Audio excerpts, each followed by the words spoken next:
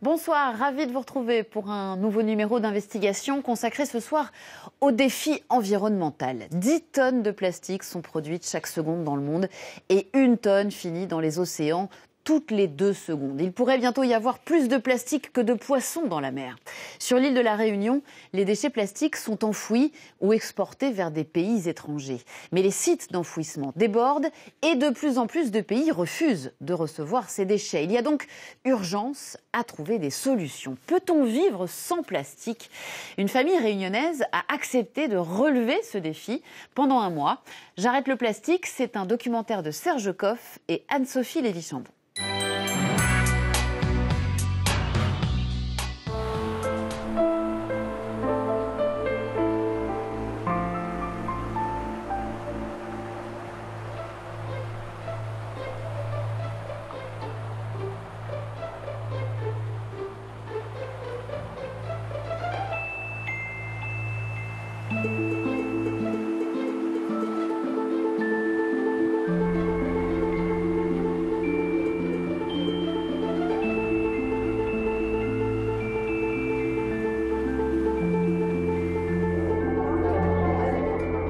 C'est bien à leur corps défendant que les tortues marines sont devenues le symbole tragique de la pollution des océans par les matières plastiques. On a eu une fois une tortue qu'on avait soignée pendant 18 mois à Kélonia, qu'on a relâchée, donc qui est repartie en mer et qui a été retrouvée 18 mois après par une équipe sud-africaine, échouée sur une côte d'Afrique du Sud, toute maigre, et parce qu'elle avait un bâton de coton-tige coincé en travers de la gorge, et donc du coup elle ne pouvait plus rien avaler. Et donc cette tortue est morte de faim. Donc des fois, il suffit d'un petit objet de rien du tout qui paraît anodin et qui bloque le transit. Et du coup, la tortue va mourir de faim. Année après année, et sans que rien ne change jamais, malgré les signaux d'alarme qui retentissent toujours plus fort, les tortues continuent à mourir par milliers après avoir ingurgité du plastique. Stéphane Sissionne, le directeur du centre des tortues blessées, a pris soin de conserver dans des boîtes en plastique les curiosités trouvées dans l'estomac des tortues. Un vrai bric-à-brac de plastique provenant du monde entier. Ce qui est vraiment impressionnant, c'est de voir ce qu'on peut retrouver. Il y a des étiquettes en plastique, il y a des bouchons, énormément de bouchons. Ce qui est intéressant, c'est que sur ces bouchons, on voit les inscriptions des marques. Alors à quoi c'est une marque qui est intéressante? Parce que c'est une marque du groupe Danone, mais qui est commercialisée uniquement en Asie du Sud-Est et en Indonésie. Donc on a vraiment un phénomène qui est un phénomène global, avec les océans maintenant qui sont complètement envahis par les déchets plastiques qui viennent de partout dans le monde. Voilà, on a retrouvé un petit rhinocéros en plastique, un petit jouet pour enfants, un petit rhinocéros en plastique. On a trouvé une petite voiture aussi en plastique. Donc c'est vraiment nous qui sommes les responsables de cette pollution. Il n'y a pas de doute là-dessus.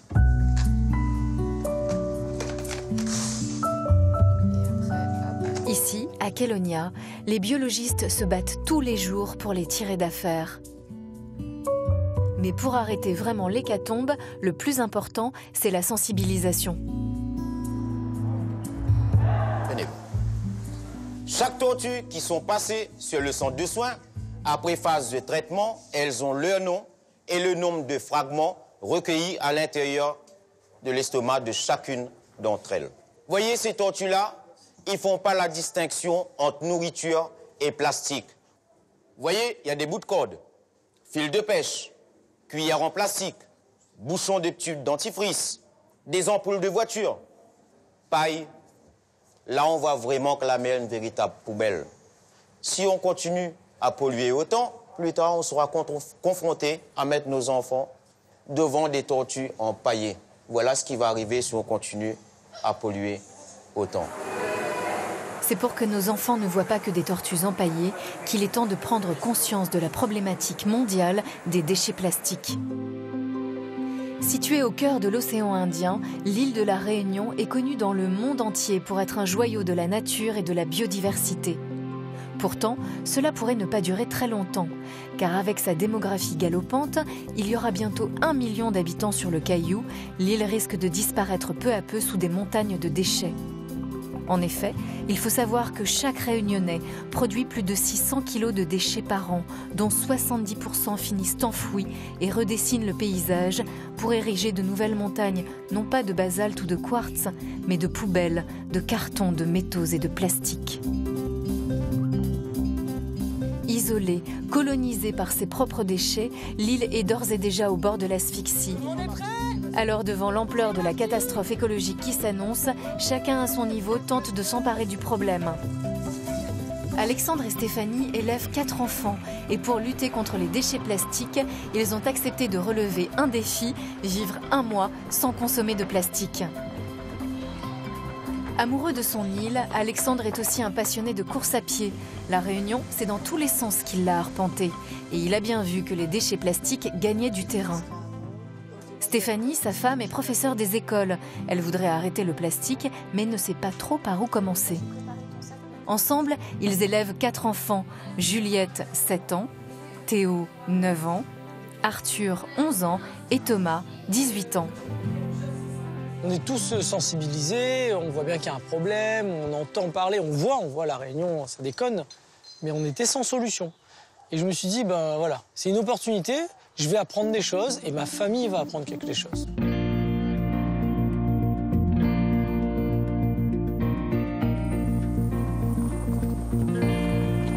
Pour épauler la famille Zéro Plastique dans sa démarche, Émilie, de l'association Zéro Déchet, vient leur donner quelques trucs pour bien comprendre de quoi il s'agit, et cela commence par un état des lieux. Pièce par pièce, elle va faire la chasse au plastique. On a tous les sets de table. On a également plastique à usage unique, doublement emballé parce que vous avez une fourchette en plastique plus l'emballage. Oui, mais ça, on s'est donné avec la barquette. Mais vous pouvez très bien dire à votre commerçant, donnez-moi la barquette, à la limite, s'il n'accepte pas, mais pas besoin des couverts, parce que j'ai déjà mes couverts. Ouais, et il sera très content de ne pas vous le donner. Quant au réfrigérateur, il est rempli de denrées emballées dans du plastique. Les sachets, ouais. En plus, ça abîme vos légumes de les laisser dedans. les yaourts. Les yaourts. C'est que des barquettes en plastique. Ok. Bon, après, c'est des barquettes que vous allez réutiliser. Dans le placard à provisions, le plastique est partout. Il faut dire qu'il est si pratique. Il permet de protéger, d'assurer une parfaite étanchéité, ce qui en fait un matériau hygiénique. En plus, il est malléable, tantôt souple, tantôt rigide. Le plastique est vraiment fantastique. Direction la salle de bain, et là, pas d'exception. Les couverts, La brosse à dents. les brosses à dents. Brosse à dents, dentifrice, cosmétiques riment depuis plus de 50 ans avec plastique. Les cotons-tiges. Les cotons-tiges. J'avais pas pensé à ça. Ouais. Usage unique aussi, très souvent quand on fait du ramassage de plage, on trouve des pailles, des brosses à dents, des cotons-tiges. Parce que c'est vraiment des... Et vous faites comment pour laver vos oreilles Je ne me lave jamais les oreilles, c'est pour ça que je ne vous entends pas très bien. C'est bien, c'est développement durable. Et même les fleurs des douches, là, aussi, c'est du plastique. Oui. Les charlottes.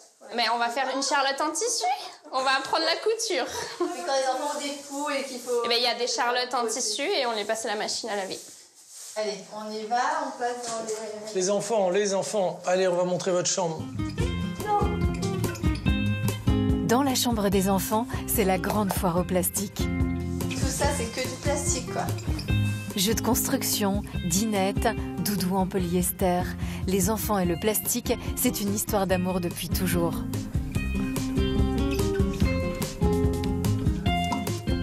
C'est en plastique. Après, le but... Oui, mais c'est beau. Arthur. Et puis c'est leur jouet. En fait, là, l'état du jeu, c'est vraiment pas culpabiliser, c'est juste se rendre compte que finalement, le plastique, il est un peu tout autour de nous. Et vous allez voir, plus dans ce défi-là, vous allez voir du plastique partout.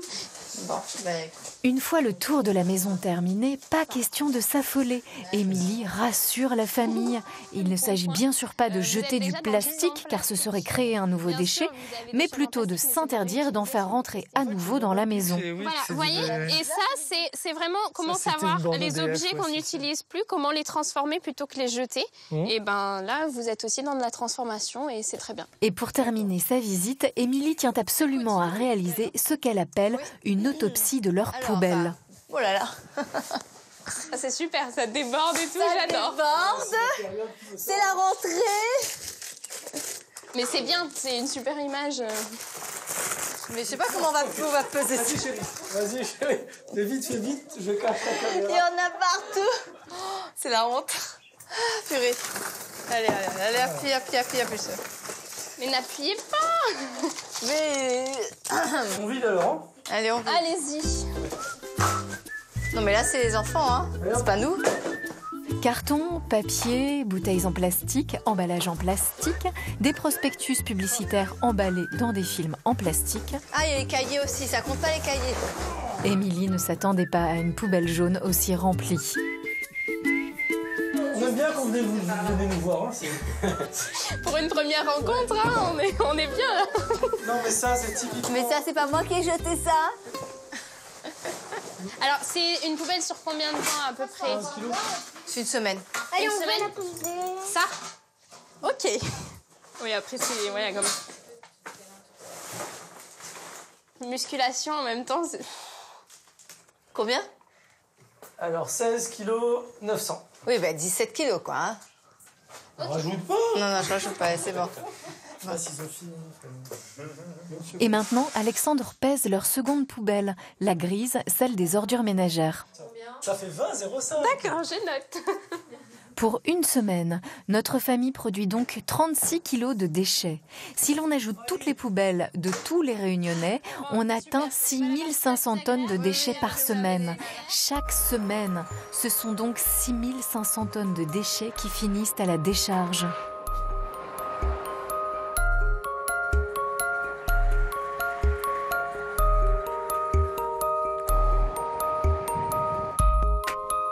Pour que la prise de conscience soit réelle et profonde, Émilie a organisé la visite d'un des 2 sites d'enfouissement de l'île. Le plus grand, celui de Pierrefonds dans le sud.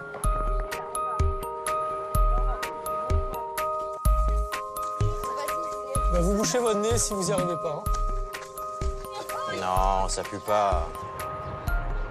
Vous sentez plus? Toto. Je sais pas si je vous dis que vous avez de la chance ou pas, j'hésite. Ah, c'est dur quand même, hein. Ça fouette bien. Depuis plus de 30 ans, les poubelles des Réunionnais y sont enfouies dans des casiers de 10 mètres de profondeur et qui montent jusqu'à 40 mètres de hauteur. Alors, globalement, là, vous avez les pieds sur une montagne de déchets. Donc derrière vous, c'est aussi du déchet. Donc des anciens déchets qui ont été stockés.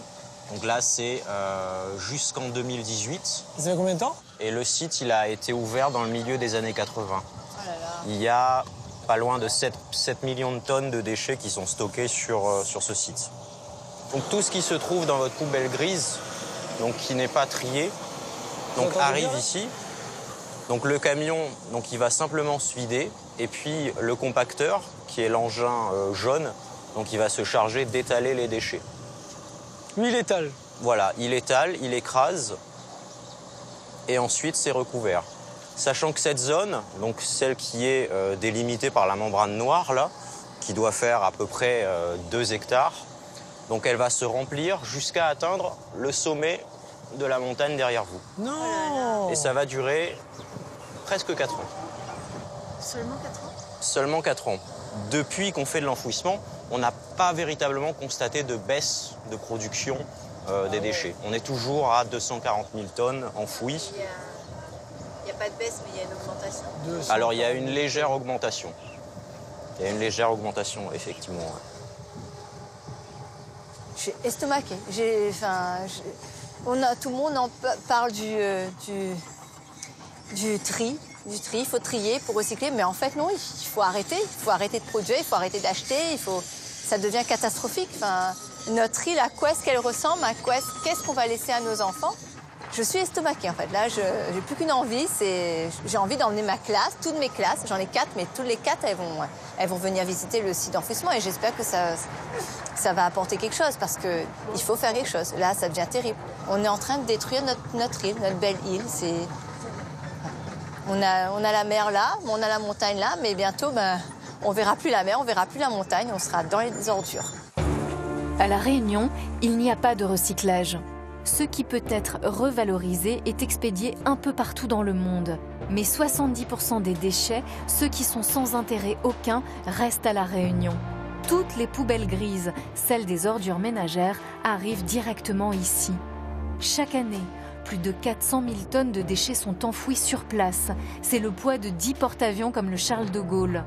Un tour de force pour les sites d'enfouissement qui aujourd'hui peinent à imaginer l'avenir au regard d'une consommation qui ne cesse de croître. Le plastique qui a été enfoui ici il y a 40 ans, il est dans le même état qu'il y a 40 ans? Alors on peut le retrouver, globalement il est intact. Le plastique, une fois enfoui, il conserve son intégrité pendant plusieurs centaines d'années, 400 à 500 ans. Donc par contre après, il va se déliter en petites particules qui elles vont se retrouver dans le sol. Et là, ce qu'il y a là, ça a combien d'années? Alors ces films qu'on voit là, ils doivent avoir une dizaine d'années. En fait, ils disent que c'est biodégradable et tout, mais en fait, 10 ans, là, c'est pas biodégradable. La notion de biodégradabilité, elle est délicate. Donc elle fait intervenir le facteur temps. Ah oui, d'accord, tout est biodégradable en fait. Bah oui, bien sûr. Sur des millions d'années. Voilà. Alexandre et Stéphanie sont motivés comme jamais. Et c'est sûr, cette expérience va les faire devenir meilleurs. Elle leur a redonné du courage à toute la famille pour continuer leur défi. C'est dur quand même, hein. Ça fouette bien.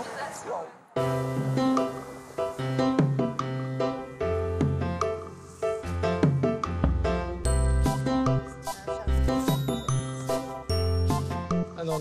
Si on prend un chariot où il y a déjà du plastique dessus, ça va pas aller. Hein. On va pas réussir. Hein. Je vais mettre à la poubelle là-bas. C'est remonté qu'ils abordent la séquence la plus délicate de l'histoire, à savoir les courses au supermarché. C'est là que tout se joue et la partie est loin d'être gagnée d'avance. Stéphanie a étudié la question et s'est mise en quête d'un banal savon de Marseille afin de préparer tous les produits d'entretien de la maison et ainsi de se passer de nombreux emballages en plastique aussi épais que superflus. Mais là, d'entrée, ça se corse.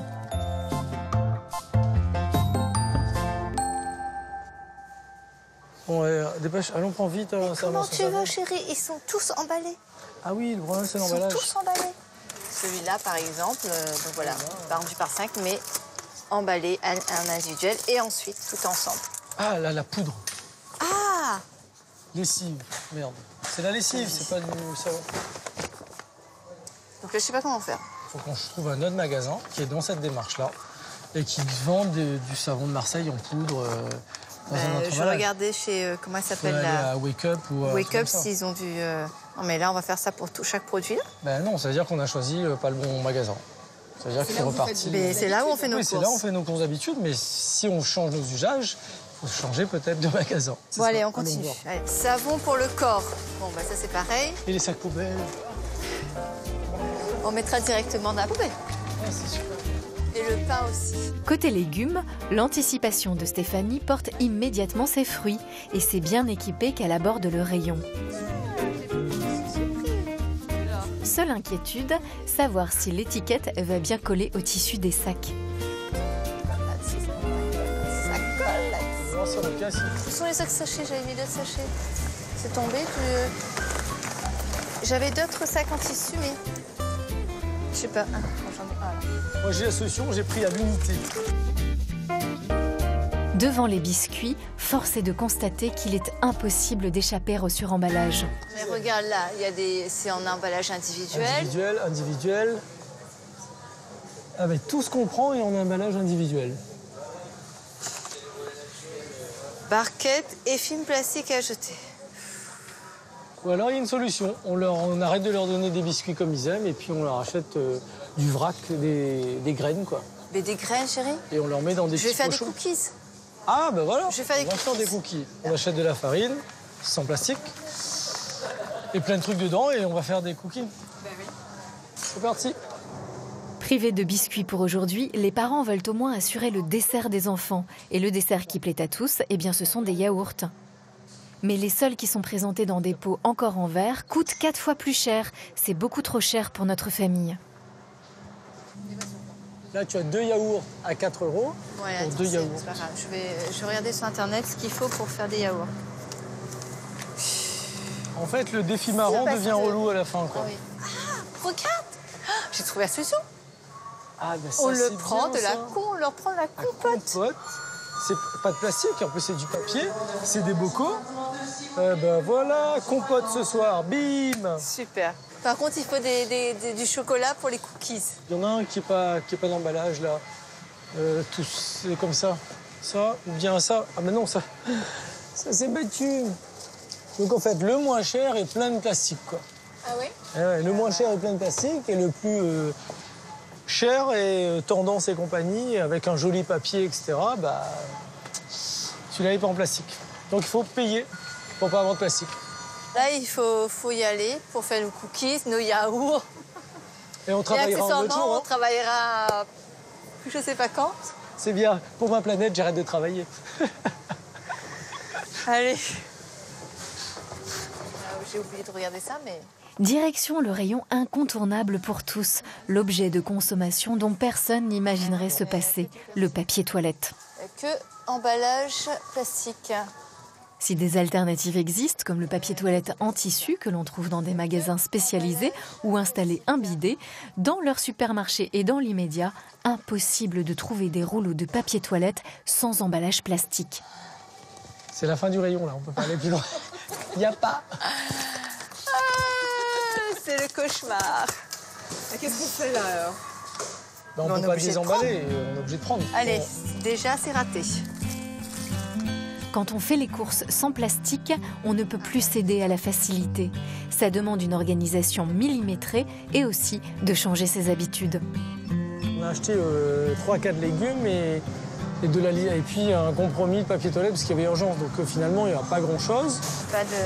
On a partiellement à manger, on va dire. Mais c'est vrai qu'on a surtout plein d'autres choses à faire. Mais on a beaucoup... On est sorti avec une liste de choses à faire et pas avec un paquet de courses. Faire plutôt qu'acheter affole un peu Alexandre et Stéphanie qui sont déjà débordés entre le travail et les enfants. S'ils passent en moyenne 2 heures par semaine à faire les courses, ils vont devoir redistribuer ce temps pour aller dans d'autres magasins qui vendent en vrac, consacrer plus de temps à cuisiner et à faire eux-mêmes leurs produits. Ah, salut. Émilie a bien conscience que les courses sans plastique, c'est une épreuve pour la famille. Alors elle vient gentiment leur donner des conseils, des bonnes adresses et les aider à fabriquer concrètement leur première lessive sans plastique. Ah oui, donc on a besoin d'1 litre d'eau. Une recette de grand-mère avec du savon de Marseille en paillettes, une pincée de cristaux de soude, du savon noir, remuez le tout à feu doux et la lessive écologique est prête. Voilà. Merci en tout cas. Merci, Première lessive développement durable. Émilie propose maintenant de confectionner un tawashi, une éponge japonaise que l'on peut fabriquer à partir de vieilles chaussettes orphelines que nous avons tous chez nous. Alors, c'est avec des chaussettes non utilisées, on est d'accord, le but c'est pas découper. Une idée géniale, car il faut savoir que l'éponge verte et jaune que l'on achète toutes les semaines, eh bien c'est aussi du plastique. Pour réaliser un tawashi, il suffit d'avoir un cadre en bois avec des clous, une paire de ciseaux, de découper des vieilles chaussettes en bande d'1 centimètre, de les disposer dessus, dessous, de terminer par un simple nœud et le tour est joué. Vous voyez, c'est trop bien. Voilà. Et si vous voulez faire une plus grande, il faut faire une poche plus grande et utiliser un tissu plus grand. Une éponge de poche. Oh mais c'est trop cool, j'ai acheté ça, pas cher. Mais en plus, alors, du coup, ce qu'on fait, c'est qu'on prend le premier, le deuxième. Je lave avec une chaussette. Ça lave, hein? Juliette, regarde, je lave avec la chaussette. Oh. Avec l'éponge chaussette. Ah, ça marche, hein? Incroyable. alors cette éponge, Ça fonctionne. La journée a été riche d'expériences. C'est bon, c'est parti. Elle se termine par un dîner en famille, autour d'un bon repas réunionnais.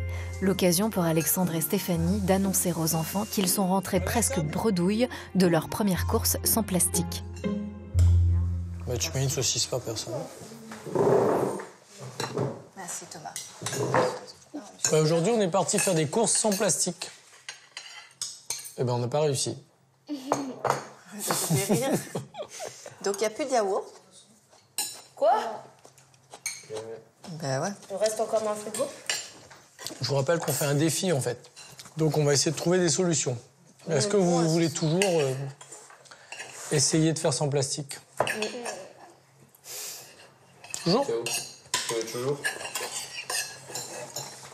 Les goûters aussi, on a regardé. Tous les gâteaux qu'on achète, il y a des films. Voilà, il y a des emballages en plastique. Donc on ne pourra plus acheter de gâteaux. Sérieux? Tous les gâteaux, c'est comme ça? Oui. Ça veut dire que si on fait la démarche jusqu'au bout, on n'achète plus de gâteaux. On prendra que des fruits. Pain beurre. Ou alors. Pain beurre, confiture, oui. Pain beurre confiture. Tout à fait. Ou alors on fabrique nos biscuits. Ouais. Mais des cookies. Des cookies, voilà. Oui, mais le beurre, c'est en plastique, l'emballage. Oui, c'est ça. On n'a pas vu ça encore, là. Allez, voyons ce que ça donne. Ça donne malheur. Oh, mais non, n'importe quoi, ma chérie. Ça sent pas mauvais, hein. C'est propre ou pas? Alors celui-là, il est un peu bizarre, hein, quand même, hein. Et... Pas laver? On va laver le vêtement propre, comme ça sera nickel. Tu le mets quand même à sécher, t'as pas le choix là en fait. Ouais. Bah oui, enfin si, ils vont les mettre comme ça. Hein. Donc de toute façon, il faut qu'ils grandissent, il faut qu'ils apprennent à moins salir les vêtements. Ça fait partie de l'éducation. Tout à fait, ben oui. Et puis le jour où ils se diront, les copains vont se moquer, dire oh ça détache, ben peut-être que ils vont plus essuyer les mains en sortant de table. Il faut changer les habitudes des enfants, en fait. On fait toi des tâches. Ben oui, hein. Allez, on y va. On va chercher une recette de détachant, comme ça ce sera mieux. Arrêter le plastique, c'est un véritable casse-tête. Parfois, c'est si complexe que sans l'aide des autres, c'est difficile de réussir. Ce soir, Émilie a donné rendez-vous à Thomas, l'aîné de la famille, car son cuiseur Harry, que l'on appelle à la Réunion la marmitarie, ne marche plus. Un drame pour la famille qui, comme tous les Réunionnais, s'en sert tous les jours. Bah, on avait une marmitarie et du jour au lendemain, elle a arrêté de s'allumer en fait. Elle marche plus. Bon, bah, on va regarder ensemble. Ah d'accord. Une fois par mois, des bénévoles de l'association Réparali interviennent dans des cafés pour apprendre aux gens à réparer plutôt que de jeter et de racheter de l'électroménager. Samuel n'est pas un réparateur. Il se définit comme un animateur qui accompagne les gens pour qu'ils réparent eux-mêmes. Et c'est ensemble qu'ils vont déterminer d'où vient la panne et si elle est réparable. Dans n'importe quelle déchetterie, il y a plein de marmitaries. Ici, à La Réunion, il y en a vraiment beaucoup. Et la plupart, c'est juste le fusible. Quand je te dis la plupart, c'est sur une dizaine de marmitaries. On a fait le test une fois, on a sorti une dizaine. T'en as une qui n'est pas en panne, t'en as 8 qui ont le fusible à changer et t'en as vraiment une qui n'est pas réparable. Ce qu'on va faire, c'est qu'on va déjà, tu vas ouvrir l'appareil pour regarder un peu ce qu'il y a dedans. Alors, le fusible thermique, tu vois, ici on le voit, il est là. Tu coupes ici. Est-ce que tu as une idée du prix d'un fusible? 5 euros. Non, c'est quelques centimes. C'est quelques centimes. Donc en fait, il y a des personnes qui préfèrent racheter une marmite neuve, donc une marmite ça vaut dans les 15-20 euros, plutôt que changer pour quelques centimes parce qu'elles ne savent pas la marmite. Donc on est aussi gagnant totalement financièrement. Hein. Et donc le système, c'est on produit des quantités immenses et au lieu de nous vendre vraiment l'appareil, on t'abonne à l'appareil. C'est-à-dire qu'en gros, tu vas avoir l'appareil pour 2 ans. Au bout d'un moment, boum, il va tomber en panne. Ça fait partie du principe. Tu retournes au supermarché et tu en reprends un nouveau.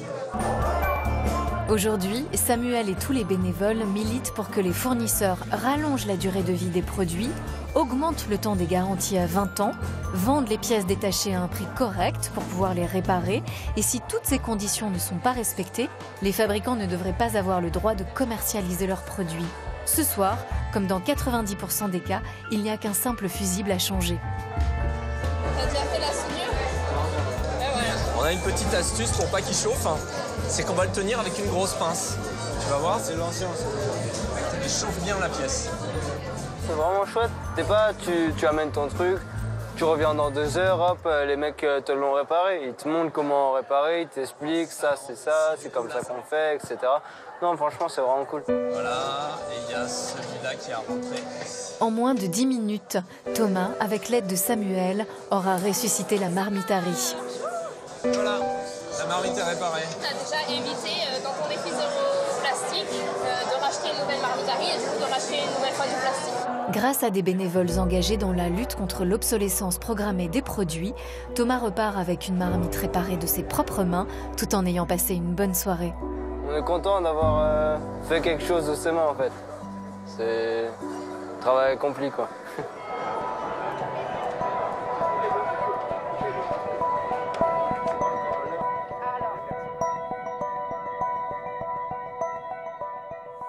Ensuite, Alors, mathématiques. mathématiques. Le reste sera transmis. Ce matin, toute la famille s'active pour préparer la rentrée scolaire. Attends, va pas aussi vite. Donc il faut quoi? Juliette rentre en CE1, Théo en CM1, Arthur en 6e et Thomas passe son bac cette année. Pour le français, il faut un porte-vue 70. En maths, il faut un porte-vue 120 pages. Stéphanie est professeure des écoles. Elle a compris que toutes les fournitures scolaires terminaient toutes au même endroit, dans le site d'enfouissement qui déborde. Pour la musique aussi, il faut un porte-vue. Ça va être génial, ça. Alors cette année, pas question de jeter du plastique et pas question d'en acheter non plus. Or, les listes de fournitures en sont remplies. Théo, Arthur, Juliette. Oui. Là, vous allez faire le tour de vos chambres et vous allez chercher dans les étagères, dans le vieux matériel, les porte-vues. Parce qu'on ne va pas acheter du plastique. Allez, dépêchez-vous, là, allez dans votre chambre, cherchez. Le porte-vue est un cahier dont les pages sont remplacées par des pochettes plastiques et dont la couverture elle-même est aussi en plastique. Il figure aujourd'hui sur toutes les listes des écoles, du primaire au lycée. Tout ça, c'est super. Enlevez vos feuilles dedans. Moi, j'ai trouvé ça. Cette année, ce qui est nouveau avec leur défi zéro plastique, c'est que Stéphanie insiste auprès des enfants pour qu'ils récupèrent et réutilisent tout ce qui est possible plutôt que de racheter des fournitures neuves. Ah, j'adore celle-là. 3 grands cahiers 48 pages format 24-32 spirale. 3 cahiers. Couverture plastique. Et du coup, Stéphanie, tu te sens de recouvrir en papier crame Métal. à la place d'acheter un protège-cahier en plastique finalement? Non, mais non. J'ai pas envie. Il va prendre 3 cahiers avec des couvertures cartonnées, 2 couleurs différentes, et puis ça ira très bien. Et il fera attention à ses cahiers. Arrêter le plastique, c'est aussi changer ses comportements. Et pour les enfants, ça va passer par prendre davantage soin de leurs affaires. On va voir, on va la passer à la machine d'abord et on verra.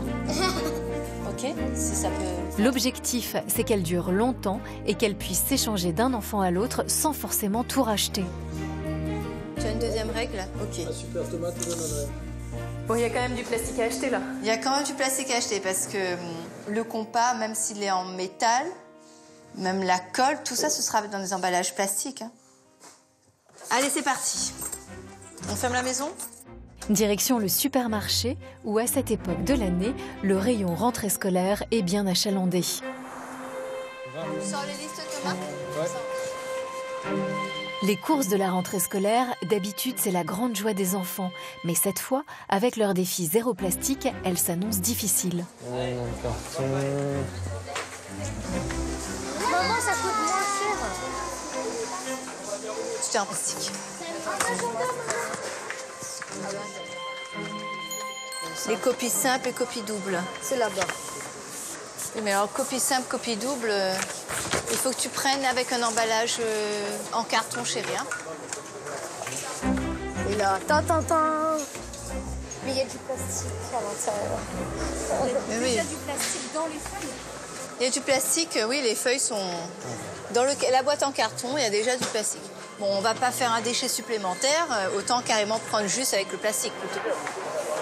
Toi, t'en auras besoin aussi, puisque tu as des classeurs. Ah bah oui, on partage ça en deux. Voilà, ça fera un film plastique, mais pour deux. Maman, elle peut faire les trucs comme ça, parce que tu peux mettre des crayons dedans et c'est réutilisable.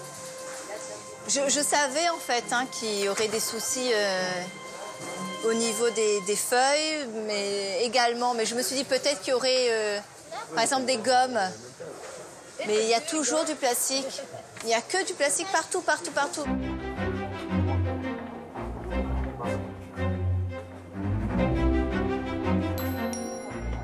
Là, les silos, il y a...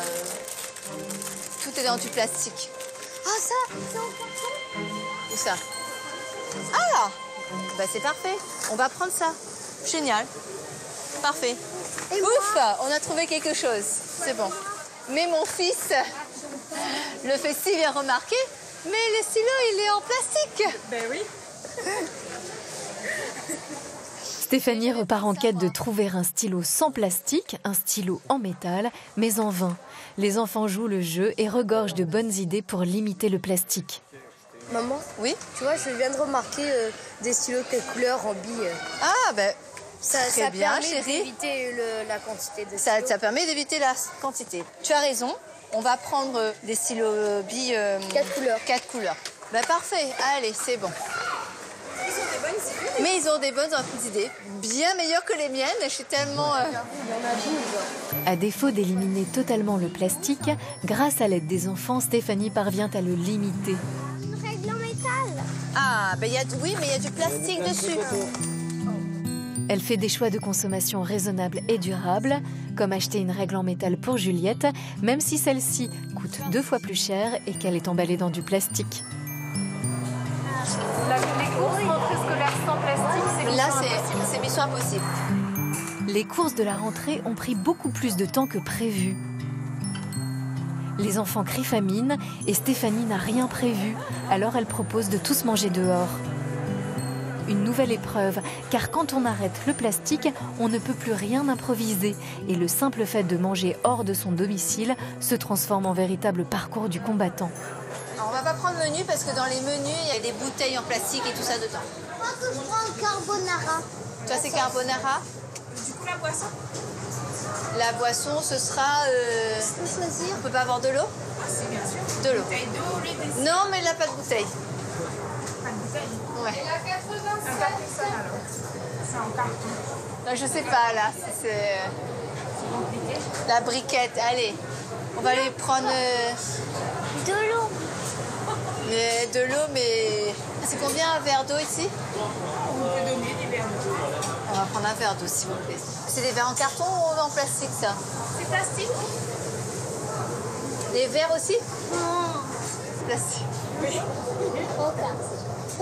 Toi, tu as pris quoi, toi, comme boisson? Une bouteille d'eau. T'as pris une bouteille d'eau, mais tu peux pas prendre de bouteille d'eau. Est-ce qu'on peut remplacer ma bouteille d'eau par un...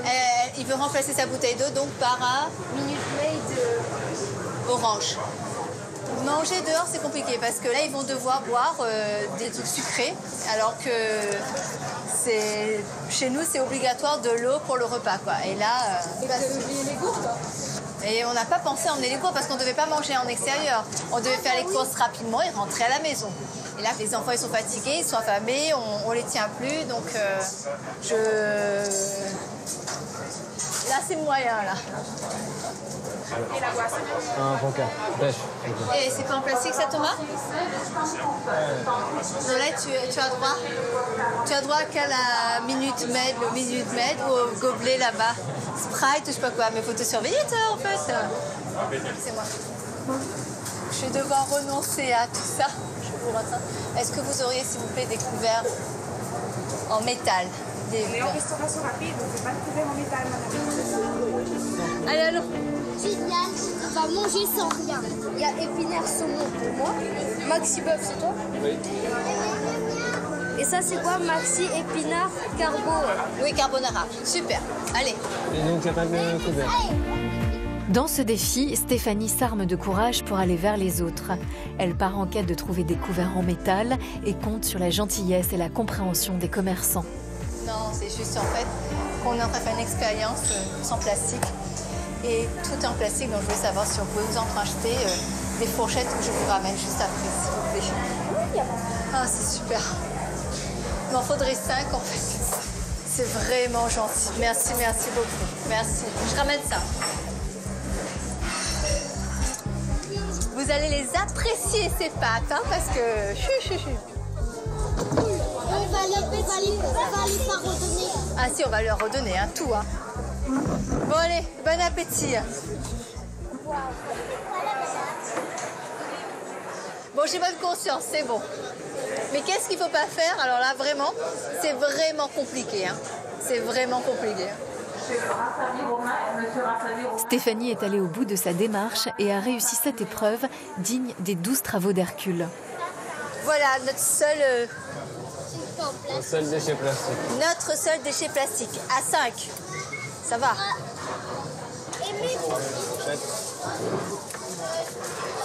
Et ça. Allez, c'est bon. On y va, on est go. Tu as bien dit à la dame et tout, merci et tout ça. Oui.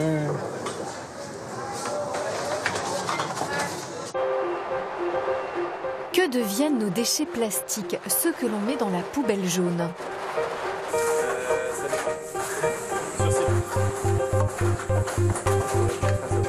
Allez les enfants. Aujourd'hui, la famille a rendez-vous dans l'un des 3 centres de tri de Lille pour voir ce que deviennent les déchets plastiques et comprendre l'utilité de bien trier.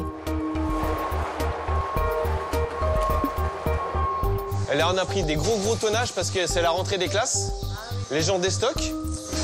C'est presque la plus grosse journée de l'année qu'on a eue aujourd'hui. Ah, c'est peut-être nos poubelles alors, parce que la note était bien pleine. Donc ça, les cartons vont être valorisés en carton. Les films plastiques aussi. Et le reste, qui n'est pas valorisable ici, va être envoyé en refus, donc à l'enfouissement. Sur la totalité des bouteilles plastiques qui sont commercialisées à La Réunion, on en récupère combien à votre avis? 2 sur 3 qu'on récupère au centre de tri? 2 bouteilles sur 3. 1 sur 3 qu'on récupère au centre de tri. Il y a 1/3 des bouteilles seulement qui arrivent dans les centres de tri. Les 2 autres sur 3, elles arrivent soit aux ordures ménagères, je dirais dans le moins pire des cas, ou alors dans les ravines ou dans la mer. Là, c'est encore pire. Hein. Là, c'est encore pire. 1 bouteille sur 3. 1 sur 3 seulement qui va au bon endroit.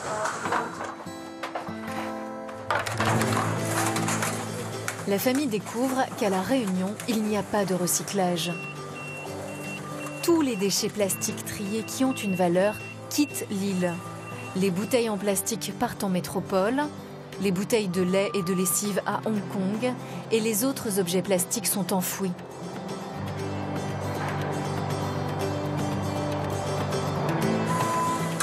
Vous lancez dans le zéro plastique? C'est le défi du moment. Eh oui, parce qu'il y a du plastique, il y en a partout en fait. Partout. Alors après, c'est vrai que tout ce qui est consommation du quotidien, on est hyper sollicité par le plastique. Ne serait-ce que sur les bouteilles d'eau, hein, c'est difficile de trouver des bouteilles en verre, par exemple, notamment à La Réunion. En métropole, j'en ai vu. Des yaourts. Ah bah oui, vous pouvez les fabriquer vous-même, les yaourts. Bah oui, mais... Vous savez qu'on a un métier aussi, hein. C'est qu'on a un travail aussi. Hein. Alors moi, je travaille aussi, je fais mes yaourts. Oui.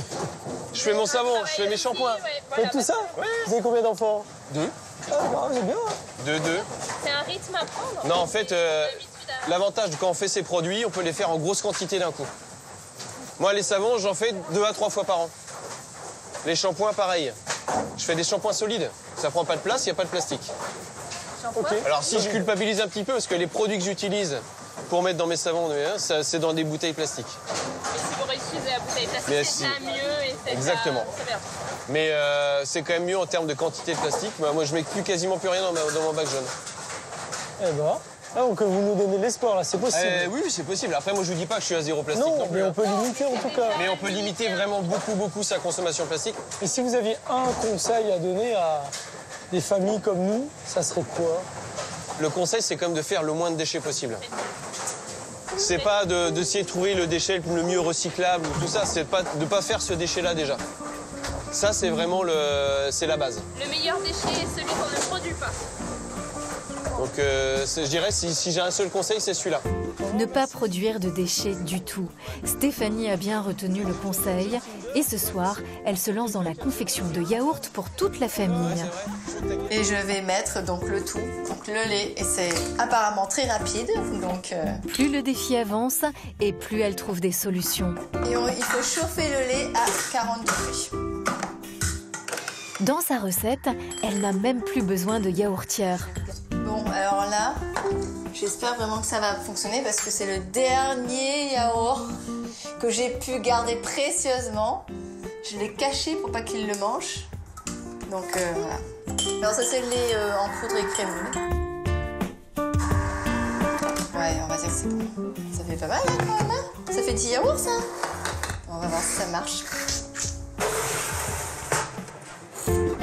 C'est parti pour 2 heures de cuisson à 40 degrés. Zéro plastique dans sa vie, faut tout anticiper. Faut tout anticiper. C'est fatigant de tout anticiper. Oui, parce que ça fait une surcharge mentale, enfin pour tout. Hein. Donc oui, c'est fatigant. Nous sommes dimanche et à La Réunion, il existe une tradition à laquelle il ne faut pas déroger, le pique-nique traditionnel partagé.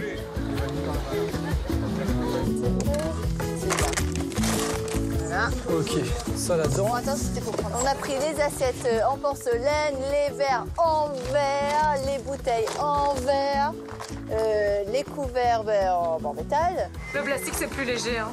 Oui, le plastique, c'est plus léger. On est d'accord, mais c'est pas plus sympa. Enfin, on verra. Allô? Alors, ben là-bas, il y a des trucs à porter. Regarde Alexis. L'occasion pour Alexandre et Stéphanie de voir leurs amis et d'échanger sur leur expérience zéro plastique. Ça fait les mollets quand même, hein?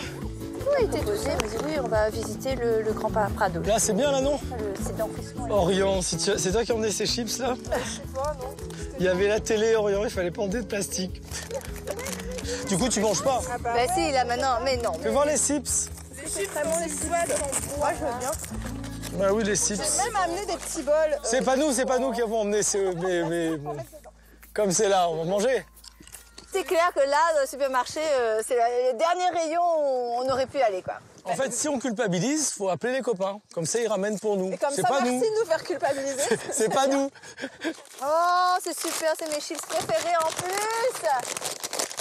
On n'a pas fait exprès. Hein. Normalement, on met les chips là-dedans et chaque enfant a son petit pot de chips. Ah, Stéphanie, tu craques. Je craque. Parce que j'en mangerai plus, donc c'est ma dernière, ce sont mes dernières choses. Christelle a dit que c'est facile à faire. Tu vas nous en fabriquer. Je vais plus alors. Son bol en plastique. C'est cool. C'est cool. Hein, c'est que, non, mais... c'est que vos courses avec ce que vous allez jouer. Alors, disons que maintenant, on fait gaffe. J'aimerais plus ça. Ben, je n'achèterai plus de Tupperware. Je prendrai des trucs en verre. Des en verre. Oui, mais le truc en verre, il y a du plastique. Ah oui, mais tu le réintroduis pas dans le circuit de recyclage. Voilà.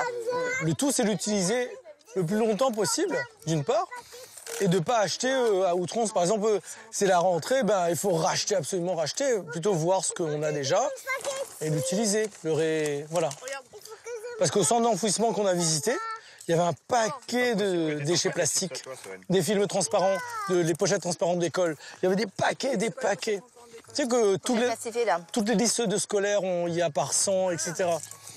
En fait, il y a des paquets jetés et ça faisait 10 ans que c'était là et que c'était dans la terre. Alors j'ai sorti, on va prendre les verres. Vous avez emmené des verres en verre, alors? On a pris des verres en verre. Et tu as une assiette en porcelaine. Voulez-vous un peu d'eau du jardin? En plus, tu as eu le citron.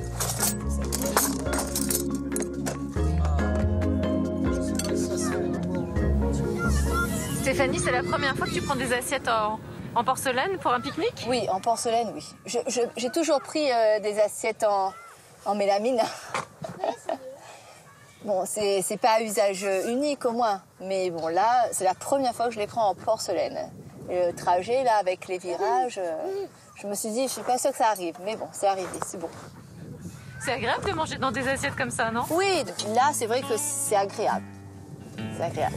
Surtout pour un bon repas comme ça. Tout à fait, on apprécie mieux là. Pour les pique-niques maintenant.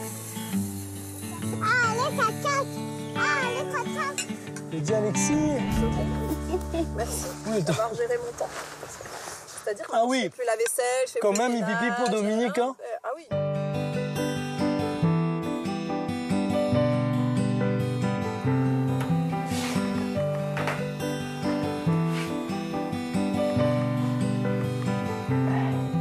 sommes lundi et les enfants ont repris l'école. Le réveil est à 6h pour avoir le temps de prendre son petit déjeuner, composé d'œufs cuisinés par Alexandre, de pain et des fameux yaourts de Stéphanie. Je pense que c'est parce que je les vois là, ça a l'air très liquide. Et finalement, je pense que c'est parce qu'ils ont touillé. On a touillé. Ouais, comment il était le yaourt de maman? Il était... Il était quoi? Super bon. Super bon. Ouais. Il a dit c'est pas bon? Il a dit super bon. Lui aussi, il fait pas de phrases. Quelle heure il est? Excuse-moi. Mais il faut y aller. Allez. Il a l'air bon, ce yaourt. Tu vas jusqu'au bout, en tout cas. Hein. C'est pas le camion avec le drapeau de la Réunion, là? Peut-être ça. Regarde, avec la mer et tout. L'expérience zéro plastique de la famille d'Alexandre et Stéphanie commence à se diffuser. Théo, ton sac de gym? Théo en a parlé à sa maîtresse, Linda, qui a été très sensible à cette démarche. Donc Mathéo est présent ce matin. Ce matin, dans sa classe, Margot Thibault, étudiante en biologie, arrive bien chargée et la tête remplie de bonnes idées. On est conscient qu'il y a des problèmes. Maintenant, on n'a pas envie que ça continue, non? Non. On a envie que ça change. Oui. Ces sacs sont remplis d'objets en plastique pour apprendre aux enfants à reconnaître les différents plastiques et aussi pour leur expliquer où parfois ils terminent. Mais on a aussi retrouvé dans une tortue qui avait 171 morceaux de plastique dans son ventre. Vous vous rendez compte? 171 morceaux. Et dans ces 171, on avait des pailles. On avait aussi des gros sacs en plastique. Ou encore Des brosses à dents. des brosses à dents. Donc, vu que ça flotte, dessus, alors je ne vais pas vous les faire toucher, mais dessus, vous avez des petits organismes qui sont fixés dessus, comme de la dentelle.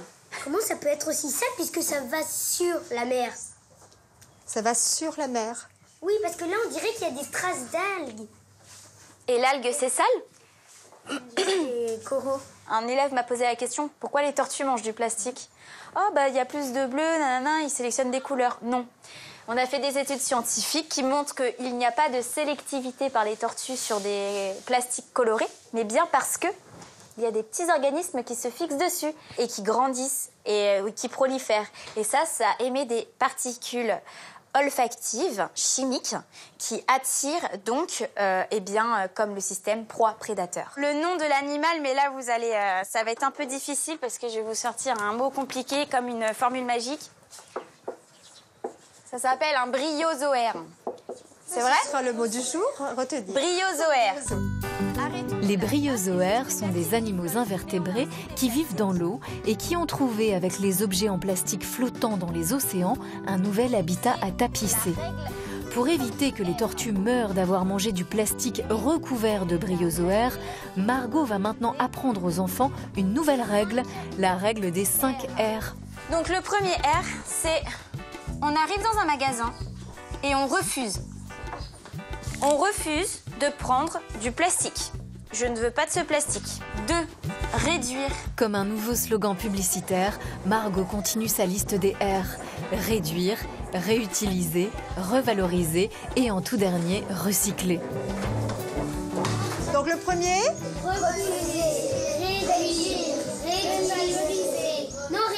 Réutiliser, revaloriser et recycler. Donc, qu'est-ce qu'on fait en premier quand on rentre dans un centre commercial? On réfléchit. Merci. Bravo à tous. Et aujourd'hui, seul un quart du plastique est recyclé. Emmanuel Macron s'est fixé comme objectif de recycler la totalité des plastiques d'ici à 2025. Un objectif ambitieux. Au cœur de la forêt tropicale brésilienne, chaque minute, un espace grand comme un terrain de football disparaît. Une catastrophe écologique qui s'est encore accélérée depuis l'élection du nouveau président brésilien, Jair Bolsonaro. Les premières victimes de cette déforestation sont bien sûr les Indiens d'Amazonie. Menacés de perdre leur habitat et bien plus encore, ils n'ont pas baissé les bras et luttent avec détermination et acharnement, vous allez le voir, pour sauver leur peuple et le plus grand écosystème de la planète. Les Fils de la forêt, l'ultime combat, un film de Zinedine Boudaoud.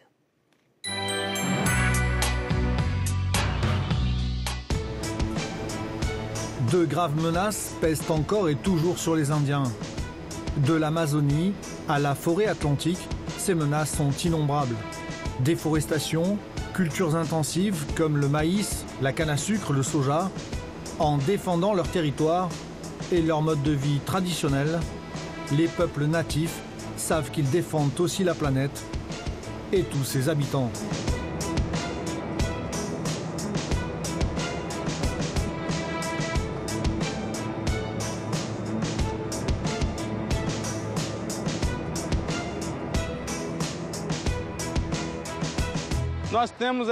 Nous savons que quand nous protégeons la forêt, l'environnement, cela ne favorise pas que nous, mais la planète entière. Car c'est la planète qui agonise, c'est la planète qui est détruite, c'est l'environnement qui meurt. Nous voulons le droit à la vie, à la terre, à l'eau. Nous voulons que nos enfants puissent profiter de ces biens ancestraux. Vous avez envahi notre terre. Tout cela est la faute des Blancs qui ne respectent pas nos cultures et nos traditions. Je suis très inquiet. J'ai envie de réunir tous les chefs indiens de la planète pour savoir comment continuer à lutter pour nos droits. Je suis menacé de mort. J'ai reçu beaucoup de menaces. Je ne peux plus aller en ville. Comment va-t-on nourrir notre famille? Nous ne sommes pas des envahisseurs. La guerre, c'est la guerre. S'ils veulent la guerre, ils vont l'avoir.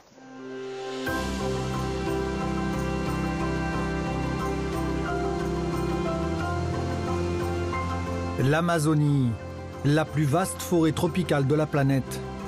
Nous filons à 20 nœuds. Direction, les terres du peuple Sataremaoué, au Brésil.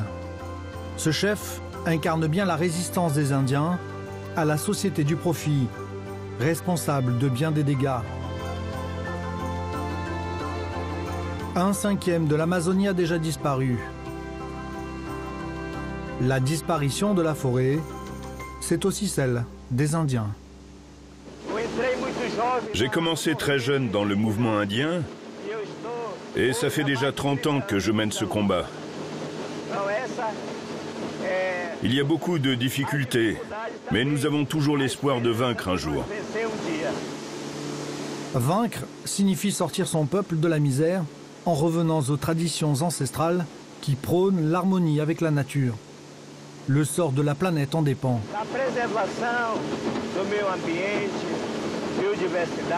Je trouve que c'est important de faire connaître au monde notre philosophie, basée sur la préservation de l'environnement. Nous menons des initiatives qui génèrent des revenus pour les Indiens, tout en respectant la biodiversité. C'est vital pour garantir le futur de nos fils et de nos petits-fils. Nous nous trouvons sur le fleuve Paraná do Ramos, entre Manaus et Parintins, les deux villes les plus importantes de l'état de l'Amazonas. Avec son épouse et son dernier enfant, Obadias Garcia revient sur ses terres. Après un séjour en ville et 3 heures de bateau.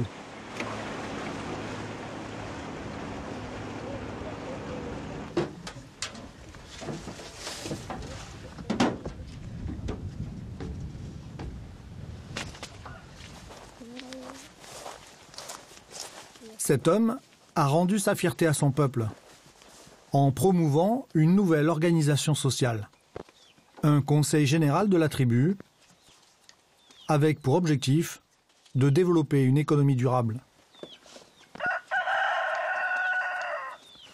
Dans la forêt, les traditions sont immuables. Les jeunes filles préparent les repas de la famille élargie. Le manioc est un aliment de base principalement utilisé sous forme de farine.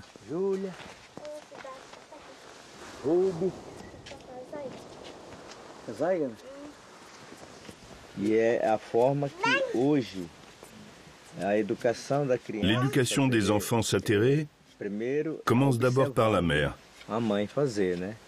Les petites filles observent leur mère pour apprendre. Un enfant à cet âge a déjà son couteau et son manioc pour préparer la cuisine.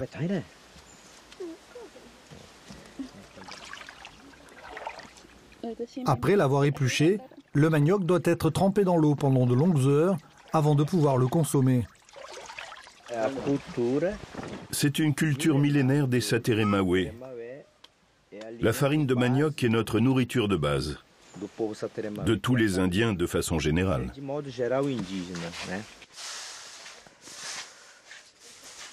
Le manioc, comme les autres aliments de la tribu, sont issus de la culture sur brûlis, une technique agricole millénaire. Obadias Garcia veut nous montrer qu'en dépit des apparences, cette pratique ne détruit pas la forêt. Cela consiste à brûler la végétation sur une petite parcelle avant de l'ensemencer. Les Sateré-Maoué font pousser ici de la pastèque, du manioc, des haricots. Brûler cette zone, c'est une façon d'aider l'environnement? Oui, aussi. Car après, nous planterons des arbres qui vont rester permanents. À ce moment-là, on va refaire la même chose dans un autre secteur de la forêt, pour ne pas avoir trop d'impact négatif sur l'environnement. On brûle ici, on tire ce dont nous avons besoin pour nous alimenter, puis on replante des arbres permanents et on laisse faire la nature.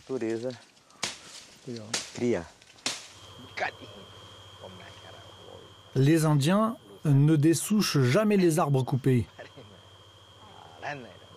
Leurs cycles de culture sont courts et le temps de la jachère est très long.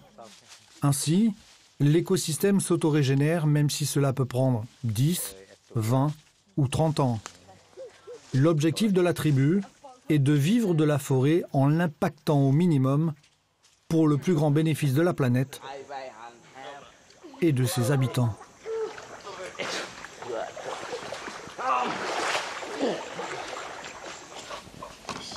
Au menu aujourd'hui, du manioc donc, et de délicieux poissons pêchés dans le fleuve voisin.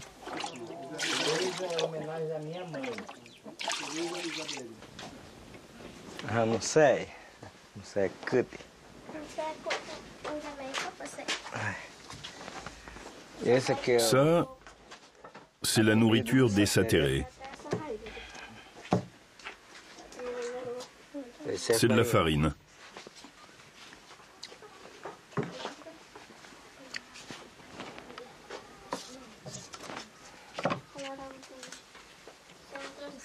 Que mangez-vous exactement? C'est de l'eau et de la farine de manioc.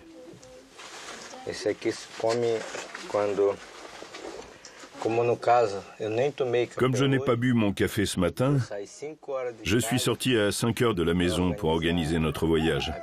Et j'ai pas eu le temps de manger. Alors j'ai vraiment très faim. Ça va me caler pour améliorer la situation. Ça, c'est du piment. Presque tout ce que vous mangez ici vient de la forêt, de la nature. Oui, presque tout. Il y a déjà 23 ans, Obadias Garcia a fondé un consortium pour produire et commercialiser les graines et les fruits de la forêt. Les techniques traditionnelles utilisées ont pour but d'en finir avec la malbouffe et ses conséquences. Cancer, hypertension ou encore diabète, autant de maladies qui avant n'existaient pas ici. Une marche à suivre pour toute la planète. La santé, ce n'est pas avoir une ambulance prête à t'emmener à l'hôpital ou d'avoir des médicaments industrialisés. La santé, c'est quand vous avez vos propres aliments et des terres suffisantes. Quand vous avez de la diversité, des richesses, vous pouvez vivre de la forêt. Vous consommez des aliments sains qui vont protéger votre corps contre les maladies.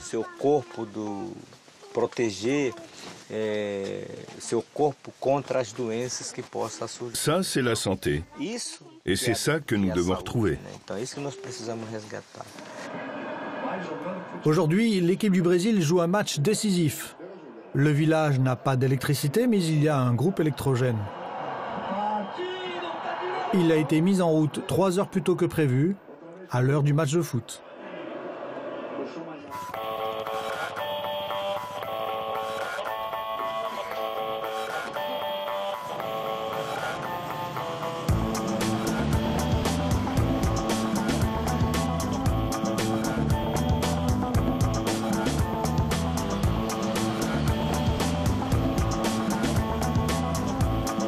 À 300 km plus au nord, la ville de Parintins, 110 000 habitants. C'est le centre névralgique des fils du Guarana, c'est-à-dire les Indiens Sataremawe.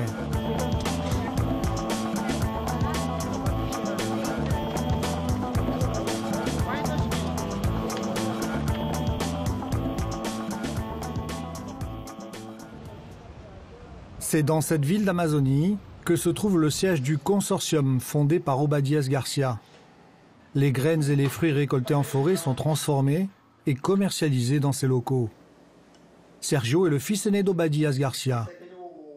À 32 ans, il est l'un des dirigeants de l'entreprise.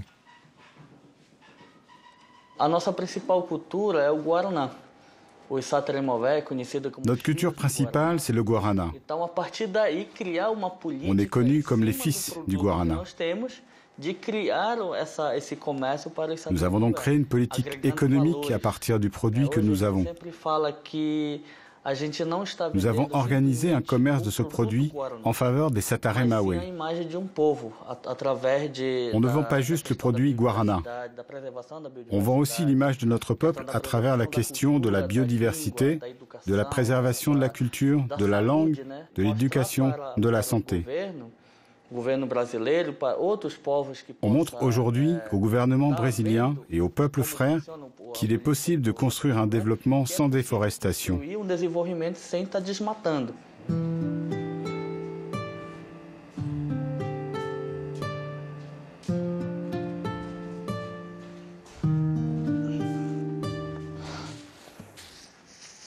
Qu'y a-t-il dans ce petit sac, Sergio ? C'est du guarana brut. Le fruit du guarana est haché, conditionné puis transporté vers l'Europe. Le guarana des Sataremawe est connu comme un produit d'excellence. C'est pour ça que notre guarana est plus cher sur le marché international via le commerce équitable. Le guarana est transformé en boissons énergisantes, en produits cosmétiques ou parapharmaceutiques. Ce fruit agit sur le système nerveux, éliminant la fatigue et stimulant la mémoire. De Parintins via Manaus, nous gagnons Dourados dans l'état du Mato Grosso du Sud, tout près de la frontière avec le Paraguay.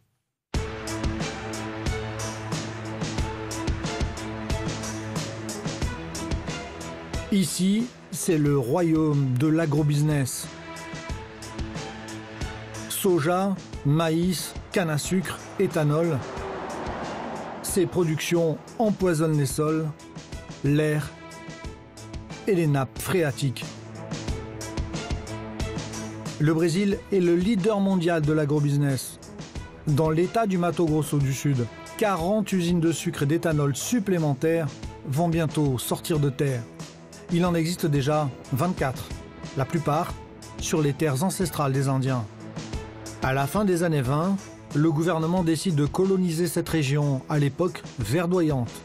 Les terres indiennes sont vendues aux colons, aux Blancs, venus de tout le pays.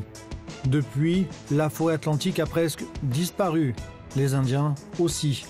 Ils ne sont plus que 50 000 disséminés sur les bords des routes ou dans des réserves. Ce chef Guarani sait très bien que si un frein n'est pas mis à ce business, c'est toute la planète qui en subira les conséquences et pas seulement les Indiens. Nathanael Caceres nous emmène vers Dona Damiana, une Indienne de 76 ans, déterminée. C'est une guerrière qui souffre beaucoup.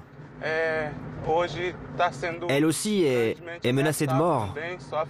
Elle affronte un système très puissant, celui de la canne à sucre. L'agrobusiness tue notre peuple. Et s'il ne le tue pas toujours avec des balles, il le tue à petit feu, en l'empoisonnant ou par pression psychologique, en effrayant les enfants quand ils tirent des coups de feu. Tout ça décime notre peuple. C'est un génocide qui se produit aujourd'hui encore au Brésil. Un génocide dont le gouvernement est conscient, mais il ne fait rien.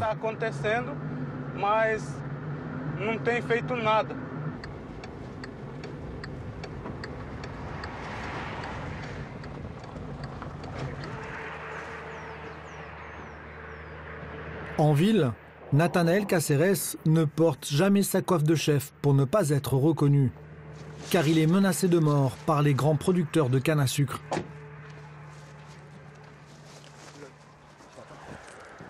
Nous arrivons à destination. C'est un campement bien précaire. Dona Damiana et sa tribu ont déjà été expulsés à 5 reprises. Cela fait 17 ans qu'elle revendique la propriété où elle a grandi, aujourd'hui devenue une plantation de canne à sucre.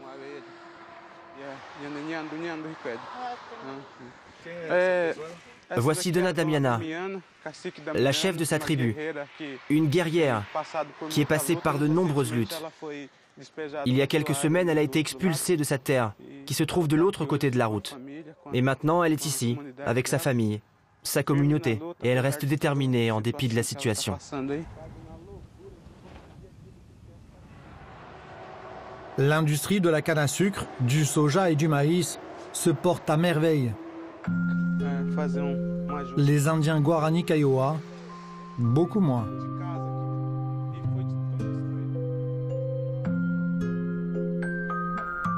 Ces enfants sont privés d'école, mais ils en rêvent. La tribu de Dona Damiana compte environ 60 membres, 11 familles en tout.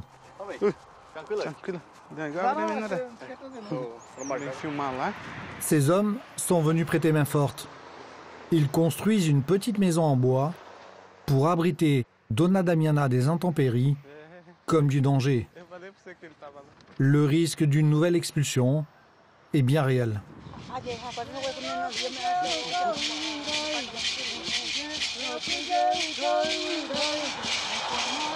Cette cérémonie est dédiée à la mémoire de leurs morts. Dona Damiana et son fils Wangaju ont perdu 9 membres de leur famille dans ce combat pour la terre. Depuis toujours, nous sommes persécutés, assassinés. Mais je ne perds pas courage, je ne perds pas espoir. Un jour ou l'autre, je récupérerai ma terre, au moins pour honorer la mémoire de nos guerriers qui ont perdu la vie ici même.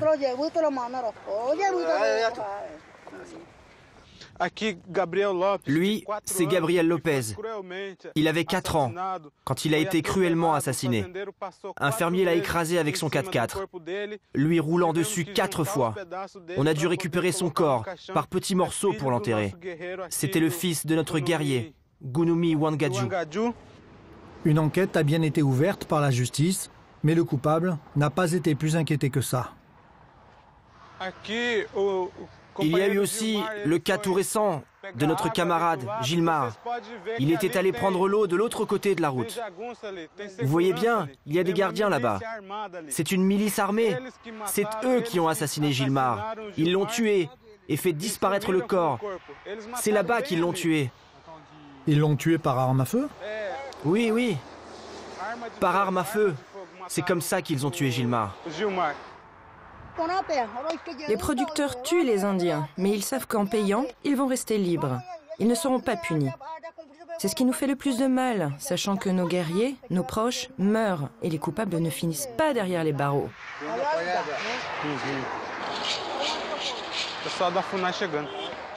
Dans ces voitures, des experts de la FUNAI, l'organisme public chargé de la question indienne. Ils arrivent ici, sur la pointe des pieds. Damiana et son fils se réjouissent. C'est une lueur d'espoir pour la récupération de leurs terres. En voyant notre caméra, des experts remontent dans les voitures. Des membres de la délégation viennent nous expliquer la situation sous le regard pas tout à fait discret de la police.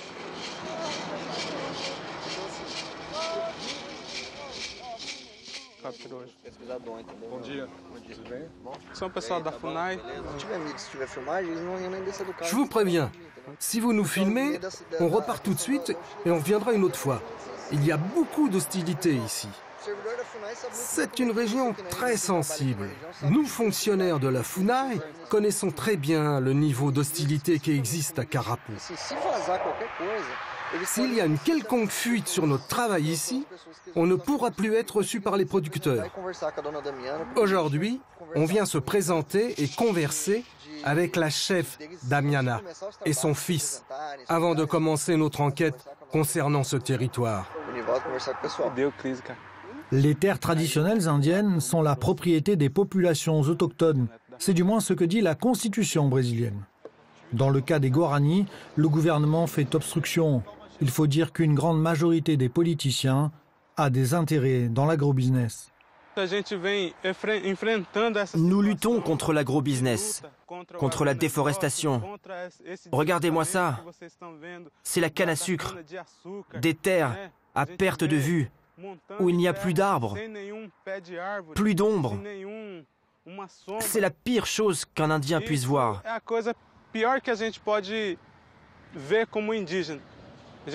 Notre terre est ravagée. Il n'y a plus de forêt.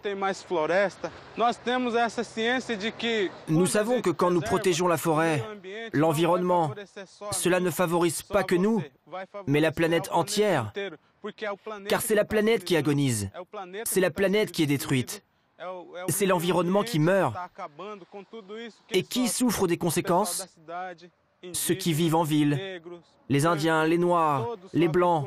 Tout le monde souffre. Quand un Indien parvient à vivre en harmonie avec la forêt, c'est bénéfique non seulement pour nous, les Indiens, mais pour la planète entière. Os arqueiros na frente! Cadê os arqueiros? Vamos se alinhar!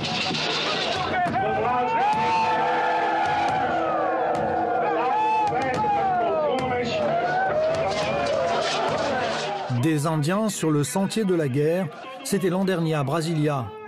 Plusieurs milliers d'entre eux, représentant de très nombreuses ethnies, viennent protester pour défendre leurs droits et l'homologation de leurs terres traditionnelles. Le symbole Raoni était à la tête du mouvement. Nous voulons le droit à la vie, à la terre, à l'eau. Nous voulons que nos enfants puissent profiter de ces biens ancestraux. Vous avez envahi notre terre.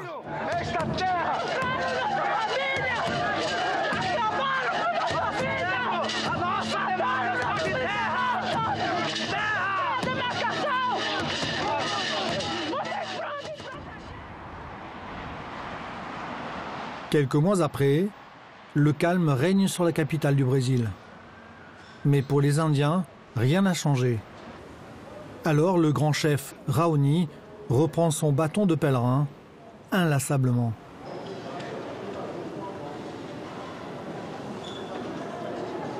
Il a rendez-vous avec plusieurs ministres. Là, c'est celui de la santé. Ces doléances sont multiples, du maintien des petits dispensaires dans les villages indiens à l'alimentation et ses méfaits.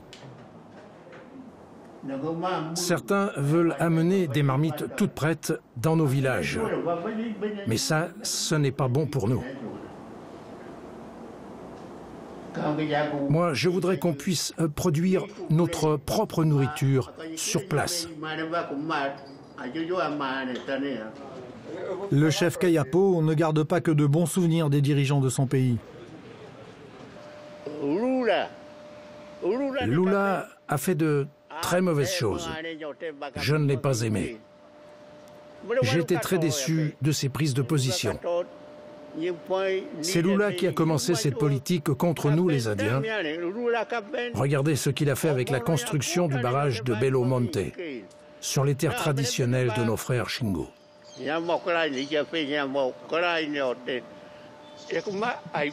En ce moment, des parlementaires menacent nos droits et nos terres.